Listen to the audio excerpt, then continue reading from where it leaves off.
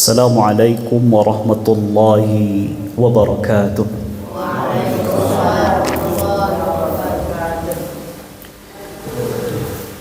Alhamdulillah, alhamdulillahil wahidil qahhar al-azizil ghaffar, mukawwiril laili 'ala an-nahar, tadhkiratan li ulil qulubi wal absar. Alhamdulillahilladzi arsala rasulahu bil huda wa dinil haqq liyudhhirahu 'ala ad-dini kullihi walau karihal kafirun.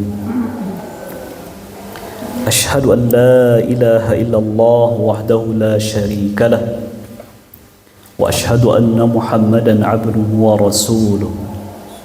Allahumma salli wa sallim 'ala nabiyyina Muhammadin wa 'ala alihi wa ashabihi wa man tabi'ahum bi ihsanin ila yaumiddin, amma ba'd. Ma'asyiral muslimin wal muslimat rahimakumullah, kita lanjutkan kajian kitab Riyadhus Shalihin,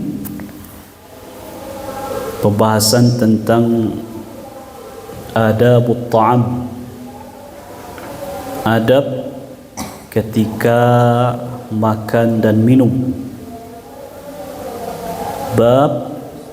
Babut tasmiyati fi awalihi walhamdi fi akhirih. Disunnahkannya membaca basmalah di awal makan dan disunnahkannya memuji Allah di akhir makan atau setelah makan. Alhamdulillah, kita telah membahas hadis pertama sampai hadis yang keempat. Di sebuah hari kini kita lanjutkan hadis yang kelima sampai hadis yang ke-8. Untuk lebih berkahnya, mari sama-sama kita awali majlis kita di sebuah hari kini dengan sama-sama membaca basmalah. Bismillahirrahmanirrahim.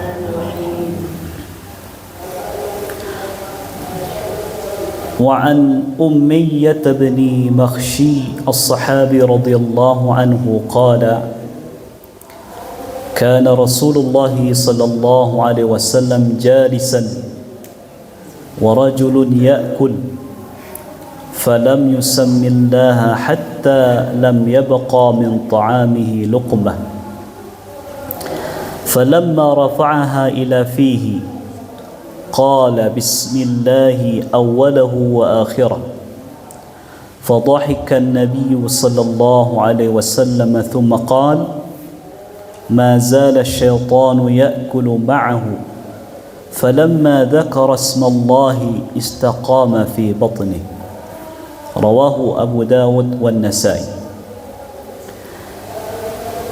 Dari Ummiyah bin Makhshi, sahabat yang mulia, semoga Allah meridainya, beliau berkata, suatu kali Rasulullah sallallahu alaihi wasallam sedang duduk dan ada seorang laki-laki yang sedang makan di samping beliau yang belum membaca basmalah sampai hanya tersisa satu suapan lagi dari makanannya.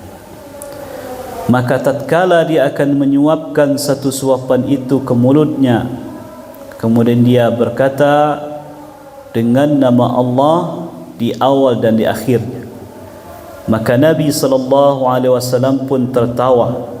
Kemudian beliau bersabda bahwasanya syaitan senantiasa ikut makan bersama laki-laki ini, dan tatkala dia menyebut nama Allah, maka setan pun memuntahkan apa yang ada di dalam perutnya. Wa an Aisyah radhiyallahu anha qalat: kana Rasulullah sallallahu alaihi wasallam ya'kulu ta'aman fi sittatin min ashabihi, faja'a a'rabi فأكله بلقمتين فقال رسول الله صلى الله عليه وسلم: amma innahu law samma lakafakum. Dari Aisyah, semoga Allah meridainya, beliau berkata bahwasanya Rasulullah sallallahu alaihi wasallam suatu hari pernah makan bersama dengan 6 orang sahabat beliau. Maka tiba-tiba datanglah seorang laki-laki Badui, maka dia makan dengan 2 suapan saja. Maka berkatalah Rasulullah sallallahu alaihi wasallam, adapun kalau seandainya dia membaca basmalah di awal makannya, maka cukuplah bagi kamu. Wa an Abi Umamah radhiyallahu anhu anna an-nabiy sallallahu alaihi wasallam kana idza rafa'a ma'idatahu qala alhamdulillahi hamdan katsiran tayyiban mubarakan fihi ghayra makfiin wala mustaghnan anhu rabbana. Dari Abi Umamah, semoga Allah meridainya, bahwasanya Nabi sallallahu alaihi wasallam apabila beliau mengangkat hidangannya atau beliau selesai makan dari makanannya, maka beliau berdoa, segala puji bagi Allah dengan pujian yang banyak, yang baik, yang diberkahi, tidak butuh diberi makan dan segala sesuatu membutuhkannya. Wa an Muadz bin Anas radhiyallahu anhu qala qala Rasulullah sallallahu alaihi wasallam man akala ta'aman faqala alhamdulillahi alladhi at'amani hadha wa razaqani min ghairi hawlin minni wala quwwah ghufira lahu ma taqaddama min dhanbihi. Dari Muadz bin Anas, semoga Allah meridainya, beliau berkata, telah bersabda Rasulullah sallallahu alaihi wasallam, siapa yang makan kemudian setelah makan dia berkata atau membaca doa, semoga segala puji bagi Allah yang telah memberi makan kepadaku dan memberi rezeki kepadaku tanpa kekuatan ataupun daya upaya dariku, maka akan diampuni dosa-dosanya yang telah berlalu. Hadis diriwayatkan oleh Abu Dawud, Imam At-Tirmidzi, dan beliau berkata hadis ini adalah hadis hasan. Kaum muslimin wal muslimat, para hadirin wal hadirat rahimakumullah. Bapak Ibu, para santri thayyibah, para asatidz yang dimuliakan oleh Allah Subhanahu wa taala. Kita telah bicarakan dalam pertemuan sebelumnya tentang adab makan. Jadi jangan sampai makan kita sekadar menjadi kebiasaan yang dengan itu kita tidak mendapatkan pahala sedikit pun. Jadi Bapak Ibu-ibu, sesuatu yang menjadi kebiasaan sehari-hari awak yang tidak kita niatkan untuk ketaatan kepada Allah, makanya hanya menjadi sebuah kebiasaan yang kita tidak berpahala dengannya. Lalu kita misalnya tadi malam dari jam 11 jago pulau jam 4, santri-santri ustaz jam bara lalu malam, jam bara lalu yang 11 jam bara Zat jam 10 jago jam 4. Oh jam 4, berarti sekitar 6 jam lalu, 5 jam 6 jam lalu kita Bapak Ibu-ibu. Kalau sekadar lalu panik badan, kemudian letakkan kepala di atas bantal, kemudian bakar ruah, tak jago saja mampek biko, maka lalu itu hanya sekadar kebiasaan yang tak ada pahala untuk awak, rugi. Tapi ada orang yang lalu itu tak sekadar kebiasaan, tapi nyo niatkan untuk ibadah kepada Allah, nyo awalilah lalu itu dengan minimal dengan zikir, bismika Allahumma ahya wa bismika amut, atau bismika Allahumma ahya wa amut. Dalam riwayat lain, bismika Allahumma ahya wa bismika amut dan seterusnya. Maka pada saat itu secara langsung atau tidak, laloknya yang 5 jam, 6 jam dan seterusnya itu terhitung sebagai amalan yang insya-Allahnya akan mendapatkan pahala dari laloknya itu.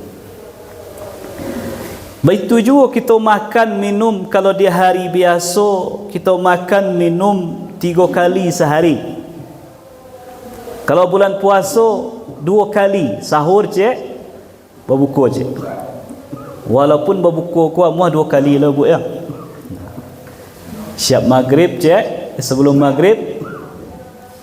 Ditambah tu seketik siap maghrib atau setelah tarawih.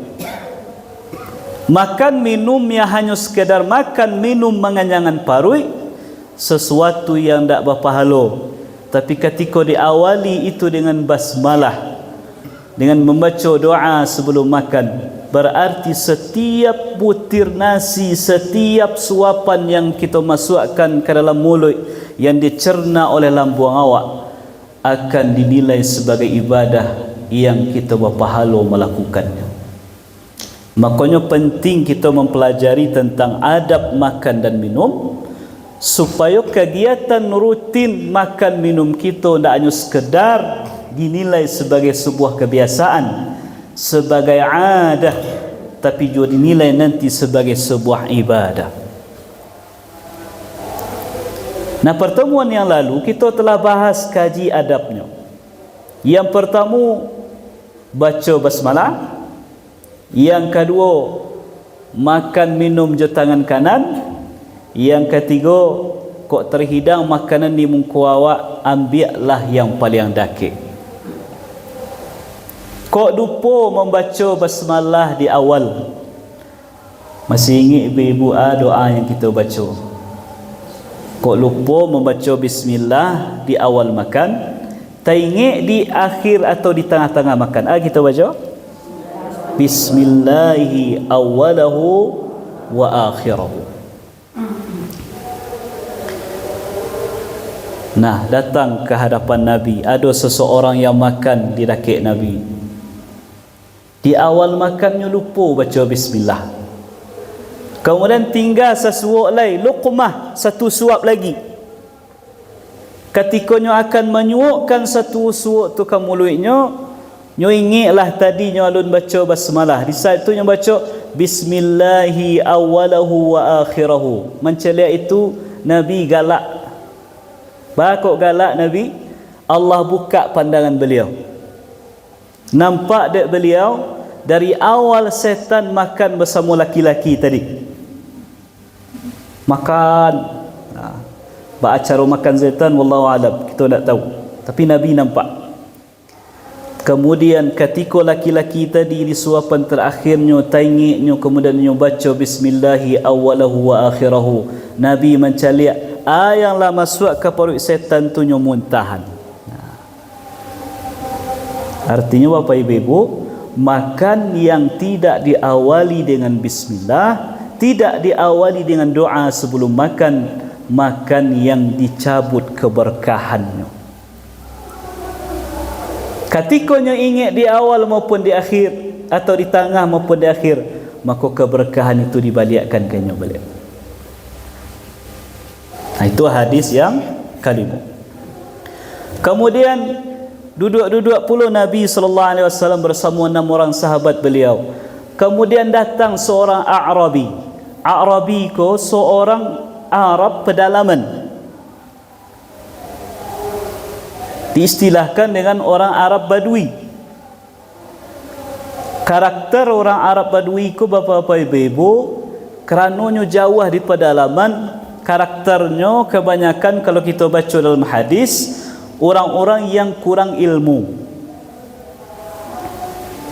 Nah, jadi pernah zaman Nabi ada orang Badui Arab ku datang ke Madinah. Masuk kamu saji, kemudian mohon maaf buang air ketek dalam masjid. Kira-kira Bapak Ibu, ada orang masuk surau awak, kemudian buang air keteknya di sudut surau gitu. Sangat mungkin ramai imam awak yang seret kelapah bajunya mangang risiko. Nah, sahabat kayak gitu juga.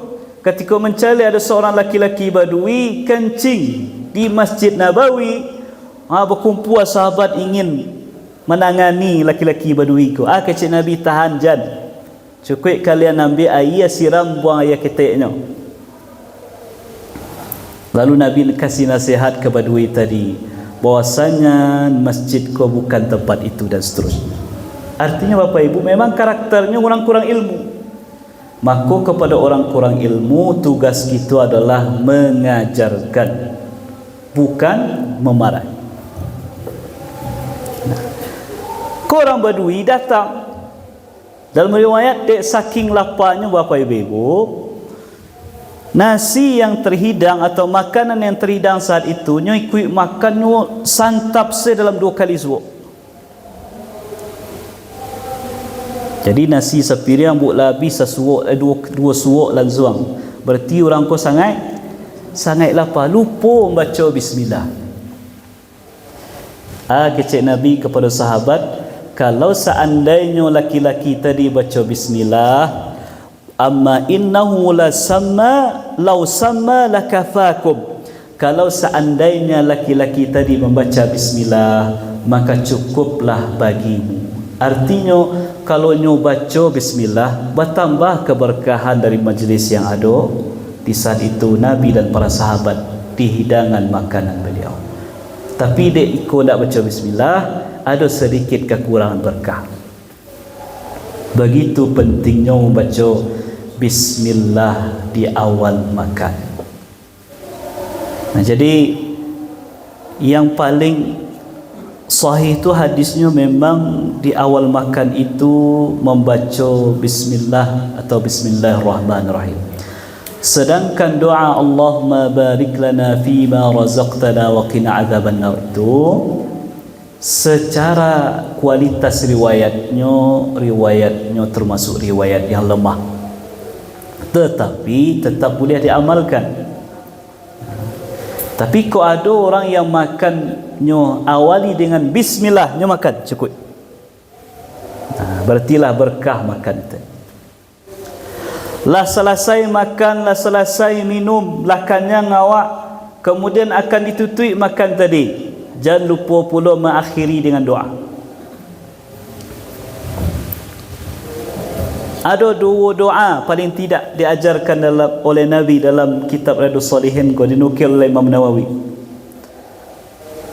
Pertama Bapak Ibu, seminimal-minimalnya selesai makan itu bacalah alhamdulillah. Itu paling minimal. Indak lo disyaratkan do Bapak Ibu para hadirin wa hadirat baca hamdalah ku ketika cindao zen.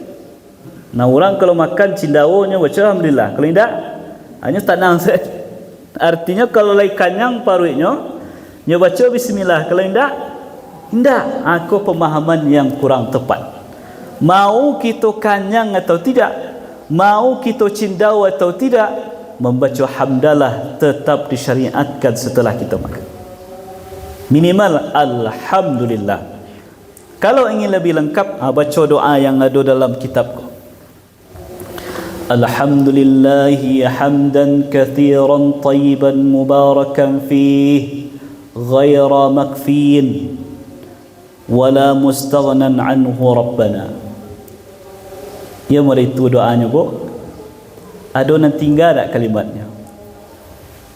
Alhamdulillahi hamdan kathiran tayyiban mubarakan fih ghaira makfiin wala mustaghnan anhu rabbana.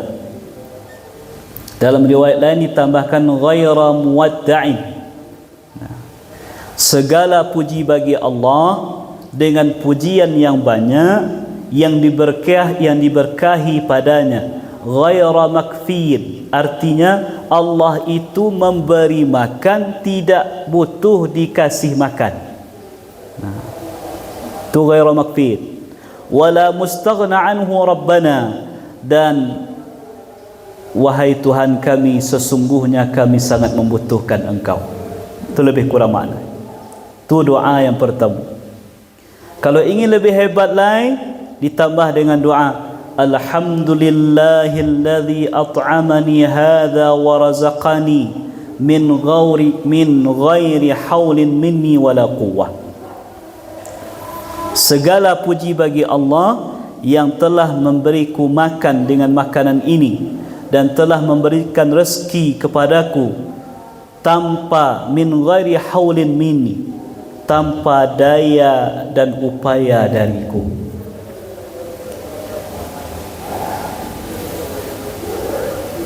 Bapak Ibu, kalau dibaca doa ko luar biasa faedahnya. Ghufira lahu ma taqaddama min dhanbi, diampuni dosanya yang telah berlalu. Makan siawak Bapak Ibu diampuni dosa. Para kasih sayang Allah kawat. Makan, minum diampuni dosa. Tapi dengan syarat awali tadi makannya dengan bismillah, akhiri makan dengan doa. Kalau perlu kau dihafal, kalau tidak hafal keduanya minimal yang terakhir. Alhamdulillahilladzi at'amani hadza wa razaqanihi min ghairi haulin minni wala quwwah. Kita ulang sama-sama Bapak Ibu. Alhamdulillahilladzi at'amani hadza wa razaqanihi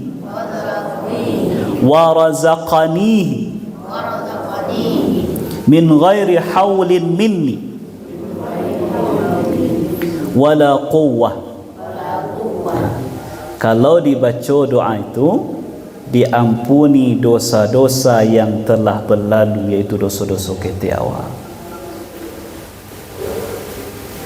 Nah, doa kau menunjukkan Bapak Ibu kalimat tauhid yang luar biasa. Setelah kita mengucapkan hamdalah ketika kita selesai makan, kita tundukkan hati tawaduk di hadapan Allah. Ya Allah, terhidangnya makan minum yang kami nikmati kini, kalau bukan kerana bantuan dari Engkau ya Allah, pertolongan Engkau ya Allah, mustahil kami bisa menikmati makananku. Para proses tibonyo sapiriang nasi di muka awak tu Bapak Ibu, banyak orang yang lupa. Apakah langsung hantar hidang saya nasi tu, makanan tu, minuman tu di muka awak? Nah, awak yang orang bersawah baladang tahu itu. Ba'a prosesnya dulu, dipilih benihnya, kemudian disemai, lah tumbuh benihnya, dipindahan pulau balik, ditanam, kemudian ditunggu berapa bulan. Dalam proses menunggu itu, kalau tidak ada air, tak akan bisa hidup. Banyak hama yang harus dicegah, banyak burung-burung yang harus dicegah. Kemudian kalau tak cukup air, tak bisa tumbuh dengan baik, disiangi segala macam. Lah setelah itu diriak pula. Lah setelah itu dibawa dijamua, setelah itu dibawa ke heler, setelah itulah jadi barih dibawa pulang, lah jadi barih dimasukkan ke rice cooker atau ke periuk awak, baru setelah itu dihidangkan.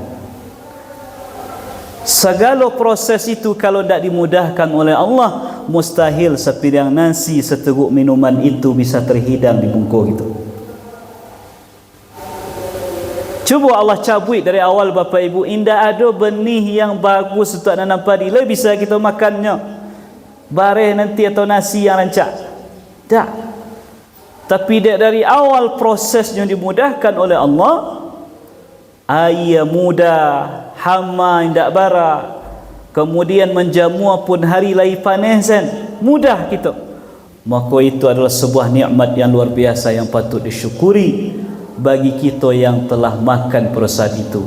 Makanya tidak heran kalau kalimat setelah makan itu alhamdulillah, segala puji bagi Allah. Tidak hanya alhamdulillah ko kerana pari awak kanyang, tidak, kerana Allah telah mudahkan kita bisa mendapatkan rezeki berupa makan atau minum.